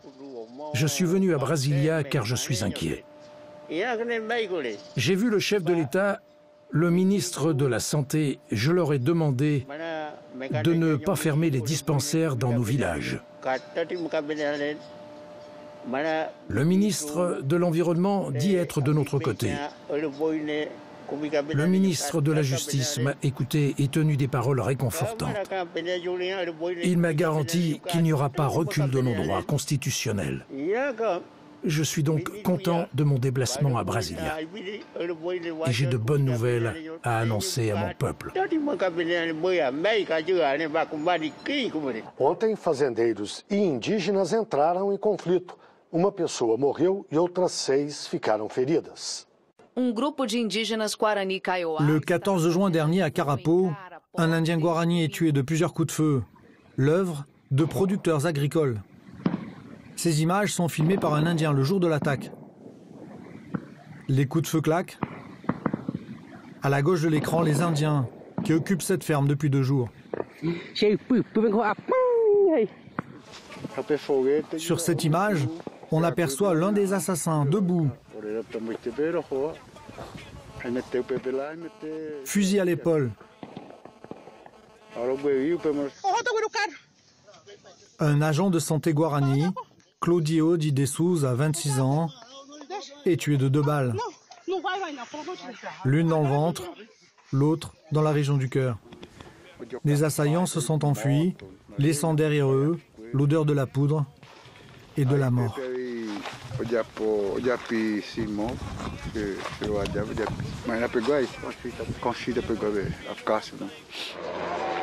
Prévenus avant la fusillade, la police n'arrive pourtant qu'après les faits.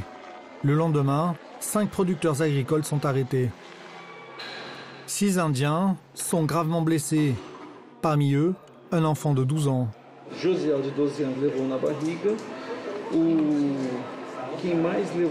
Le plus touché, c'est Libésio qui est là. Il a pris une balle dans la tête. 4 au total. Dans le ventre, dans l'épaule et le thorax. Au cours des 10 dernières années, 390 Indiens ont été assassinés dans la région.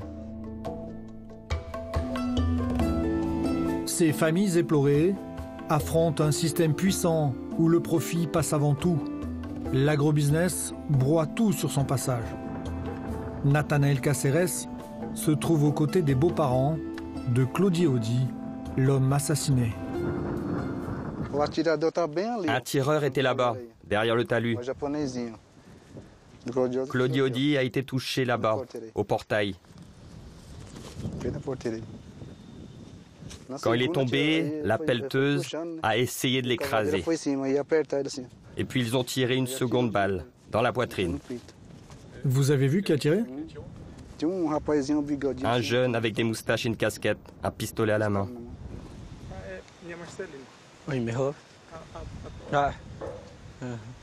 Elson Cantero Gomes est un professeur de 29 ans. Lui aussi était présent le jour de l'attaque.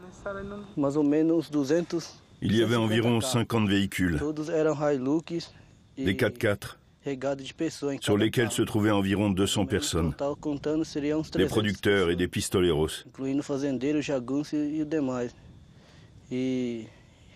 Ils ont ouvert le feu et ils n'ont eu pitié de personne. Les Guarani veulent en finir avec l'agrobusiness pour réinstaller ici des cultures traditionnelles, sans aucun pesticide.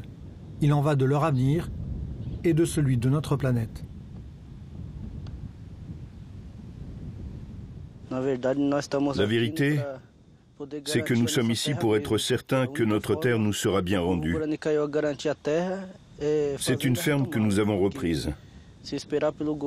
Car si on attend l'aide du gouvernement, on peut toujours courir. Le gouvernement ne va jamais démarquer assez de terres dont nous avons besoin. Nous ne devons pas avoir peur de cette pression, de ce génocide commis par notre gouvernement. Notre lutte est grande. Nous luttons contre des grands. Les politiques, les juges, les exploitants agricoles, ils sont tous alliés contre nous. Menacée à son tour, la famille du jeune Indien assassiné se terre. Nous avons rencontré la maman dans un lieu anonyme. Mon fils a été assassiné. Je me demande qui va s'occuper maintenant de son propre fils. Son père n'est plus vivant. Et qui va s'occuper de sa femme? C'est très douloureux parce que nous nous demandons tous les jours où est notre fils. On sait qu'il ne reviendra plus.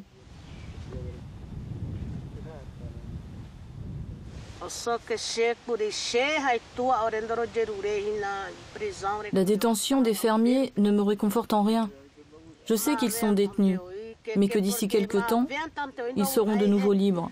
Et mon fils, lui, ne reviendra plus. Sous la bannière du Brésil, Claudio Odi a été enterré là où il est tombé. Plus personne ne pourra plus jamais l'expulser. En ville, les journalistes ne sont pas les bienvenus. Aucun propriétaire rural n'a souhaité nous répondre face caméra, pas même leur syndicat. Mais voici ce que déclarait l'un d'entre eux, réputé pour sa haine des Indiens. La guerre, c'est la guerre. S'ils veulent la guerre, ils vont l'avoir. La justice et la police le savent très bien.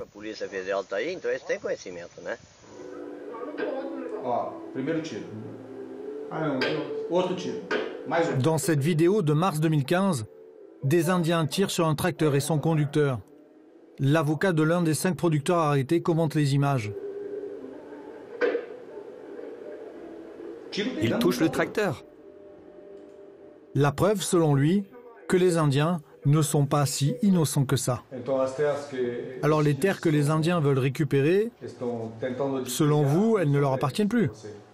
Non, elles ne sont plus à eux, légalement parlant. Autre détail, les Indiens erraient dans notre région et ne se fixaient pas. Ils étaient des nomades, principalement les Guaranis. Ils arrivaient dans une zone, ils la ruinaient et allaient faire la même chose ailleurs.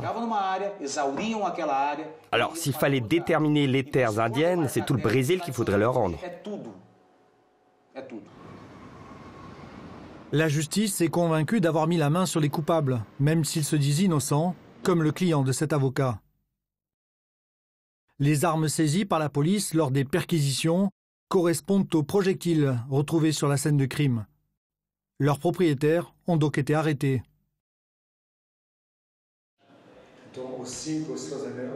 Les 5 producteurs détenus sont ceux qui ont tiré sur les Indiens? Le rôle exact de chacun d'entre eux reste encore à déterminer. Je ne peux pas m'avancer. Mais je peux vous dire que tous étaient présents sur les lieux du crime.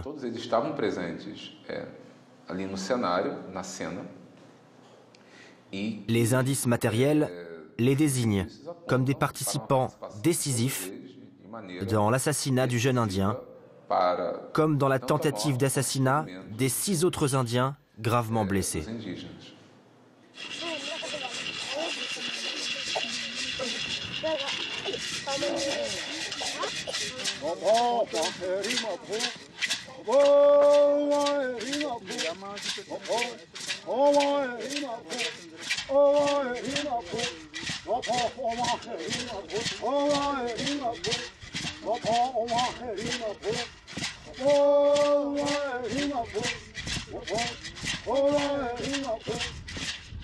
Les Guaranis sont désespérés de voir leur terre et l'environnement en général détruits inexorablement par les agrotoxiques. Dans cette danse, ils en appellent à leurs ancêtres pour les soutenir dans un combat interminable. Un campement de fortune fait de branches et de bâches en plastique. C'est aussi une ferme occupée depuis 5 mois.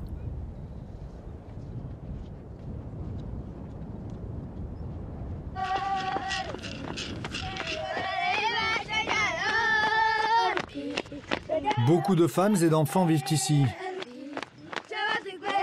À chaque fois que les Guarani prennent possession de leurs terres traditionnelles, ils se font chasser par la police, ou pire encore, par les producteurs. Ils ont pris notre terre. C'est fini. Nous sommes inquiets pour nos enfants. Moi, j'ai déjà 41 ans et ces enfants, que vont-ils devenir? Nous sommes de retour dans notre Tekora, qui est notre terre sacrée. C'est à nous. Les fermiers disent que nous sommes des envahisseurs. Mais c'est pas vrai. Si eux nous disaient « cette terre est à vous, prenez ». Non, jamais ils vont le dire. Reculer, nous ne reculerons pas. Courir non plus. Nous ne courrons pas, nous avancerons.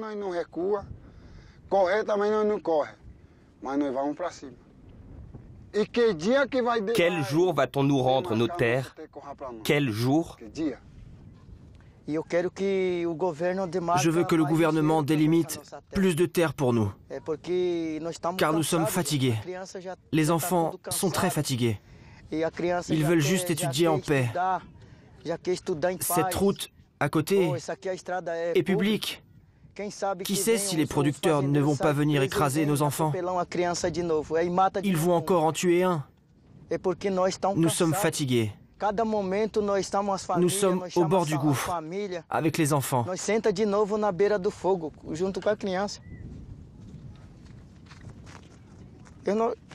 Je n'en peux plus.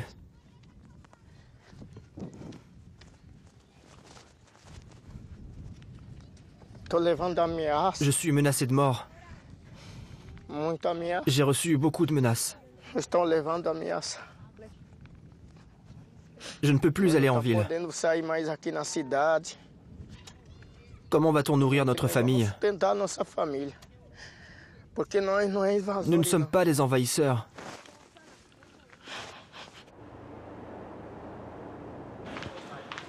Cet anthropologue défend l'idée que les Indiens sont dans leur bon droit.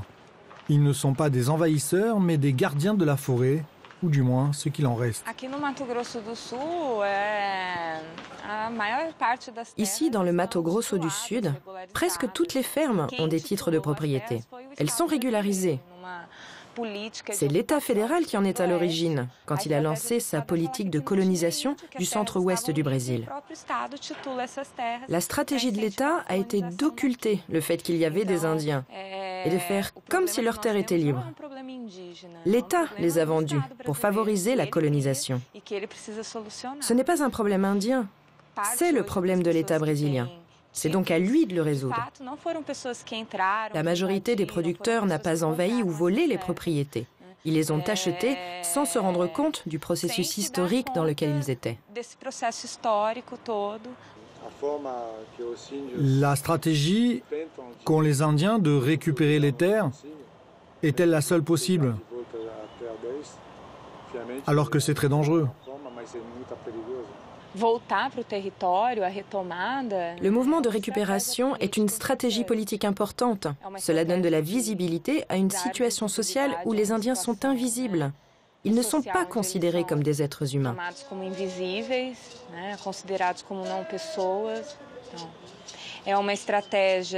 Cette stratégie mobilise le soutien des ONG qui mettent la pression sur l'État pour que les délimitations des terres aient lieu. Mais c'est aussi une façon d'être proche des lieux où les parents, les ancêtres ont vécu par le passé. Accéder à ces lieux, c'est accéder à la mémoire, à une expérience, qui n'est pas possible dans les réserves ou dans les villes où les Indiens sont parqués.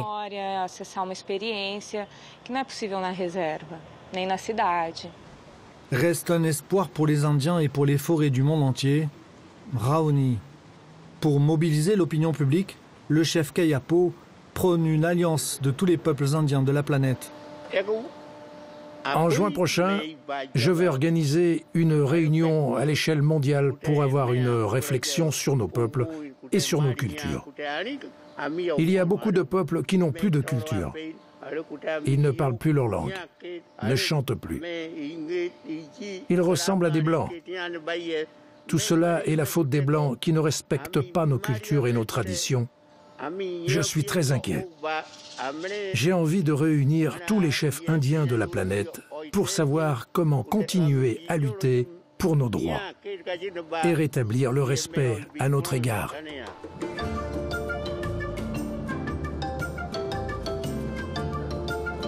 En attendant ce rendez-vous historique, retour en Amazonie. Nous survolons les terres traditionnelles du peuple Sataré-Maouais, reconnues officiellement en 1986.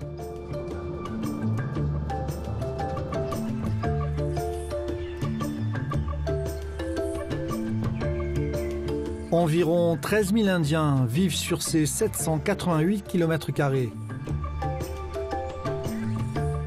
Obadias Garcia est là en famille. Le chef indien a lancé il y a 23 ans le projet Guarana, un consortium qui regroupe près de 300 petits producteurs. C'est un exemple quasi unique d'organisation commerciale chez les Indiens du Brésil. Tous ses proches vivent de la vente du Guarana.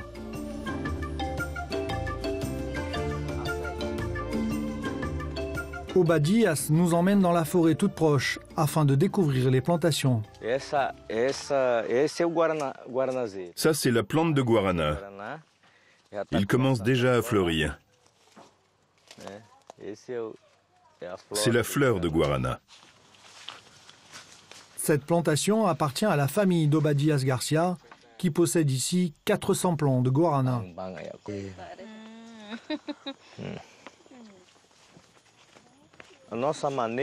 Notre façon de produire n'est pas industrielle. Elle ne vise pas la commercialisation, le profit.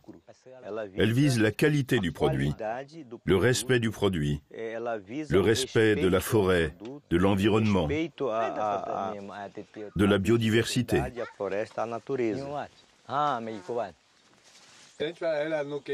Vous ne vouliez pas en planter plus pour vendre plus ? Mes plantations me suffisent. L'important, ce n'est pas de développer, mais de préserver l'environnement. Elle possède 400 pieds de Guarana. Un pied peut donner 5 à 8 kilos de Guarana en moyenne. Partons sur 5 kilos, qu'on multiplie par 400 pieds. Cela fait plus d'1 tonne de fruits. Et 1 tonne, cela représente environ 10 000 euros. C'est bien suffisant pour elle et nos petits-enfants. Elle n'a pas besoin de faire des achats, car toute la base de notre alimentation est ici, dans la forêt. Grâce à sa production, elle a une vie digne. Une fois récoltés, les fruits doivent être triés à la main, puis séparés de leurs capsules rouges. Un travail minutieux pour ne garder que le meilleur, l'œil du Guarana. Les grains ainsi isolés sont ensuite séchés à petit feu dans des fours en argile pendant 6 jours. Les graines peuvent aussi être pilées au mortier avec un peu d'eau pour former une pâte.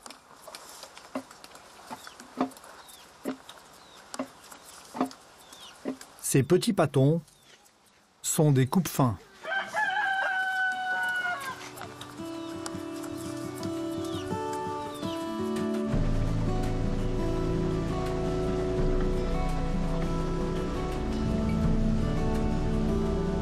Nous poursuivons la découverte du territoire Sataré-Maouais. Il y a là Leonson Ferreira et ses enfants qui ne rateraient pour rien au monde ses incursions dans la forêt.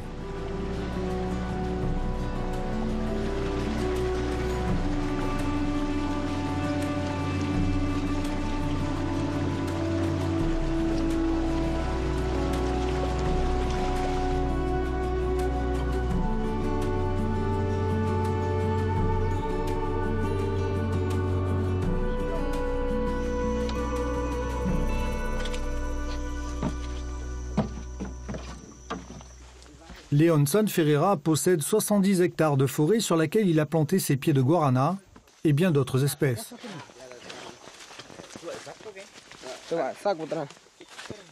Le chef de famille se fait un devoir d'emmener avec lui ses enfants, pas seulement pour l'aider, mais aussi pour leur transmettre son savoir. C'est Toba Diaz Garcia qui l'a convaincu d'entrer dans le consortium.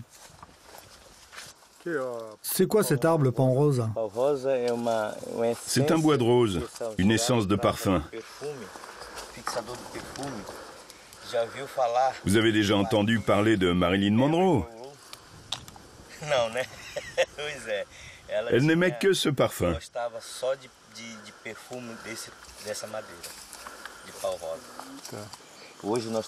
Nous avons planté 10 000 arbres et souhaitons parvenir à plus de 100 000 pour vendre ce nectar sur le marché international.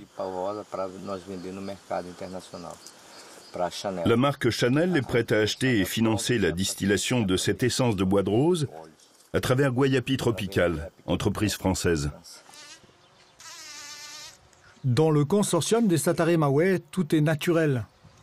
Les abeilles ont été réintroduites dans les cultures afin de donner de la vitalité à la production. Vraiment rien n'est laissé au hasard. Pendant ce temps-là, Leonson nettoie son terrain pour laisser respirer les différentes plantations. Il y a là de l'açaï, de l'andiroba pour faire de l'huile végétale, mais évidemment, le guarana est le roi. Quand la fleur de guarana est comme ça, c'est bon signe. Cela prouve que ça pousse bien.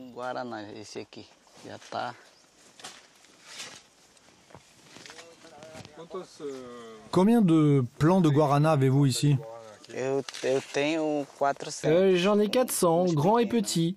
Maintenant, chaque année, ils fleurissent. Ça fait longtemps que vous en plantez? Cela fait 9 ans.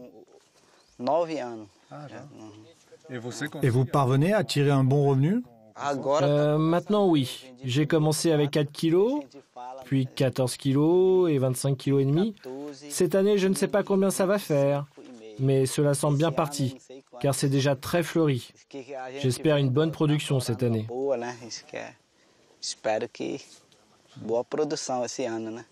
Et c'est une ressource suffisante pour nourrir votre famille? Vous avez 4 fils? Oui, j'ai 4 fils qui m'aident. Je leur transmets mon savoir. Comment il faut traiter le guarana, le protocole à suivre. Je leur donne des conseils. Comment suspendre des sacs de guarana, comment on cuisine le fruit, comment on le collecte. Je transmets toutes ces informations à mes enfants. Et ils ont bien compris.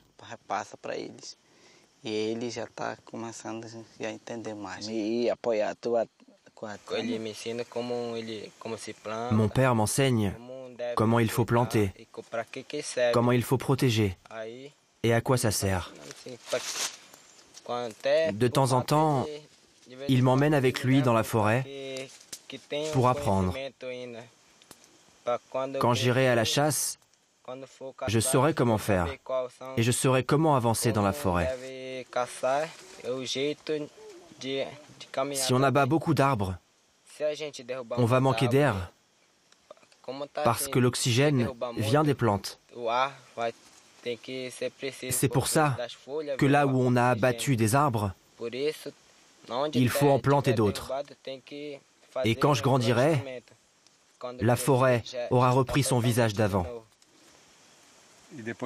Et puis quand tu vas grandir, tu auras tes propres enfants. Tu leur apprendras quoi?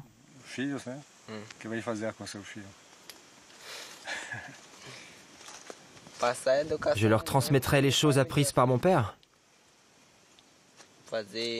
L'éducation que mon père m'a donnée, je ferai la même chose que lui.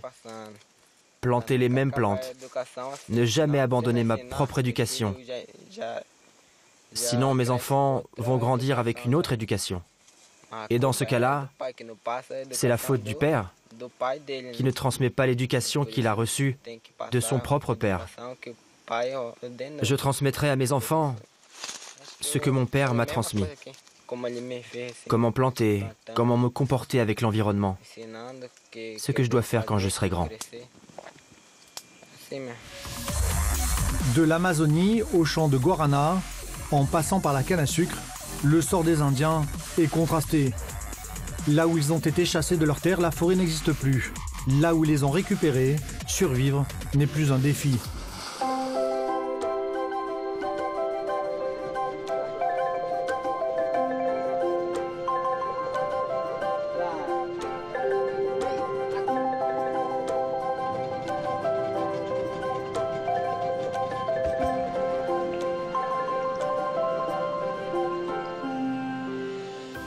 Et le nom du chef indien Raoni, qu'on a pu voir dans ce documentaire, a été proposé par une fondation brésilienne pour le prix Nobel de la paix. À bientôt 90 ans, il a consacré sa vie au combat pour les droits des indigènes et la préservation de l'Amazonie.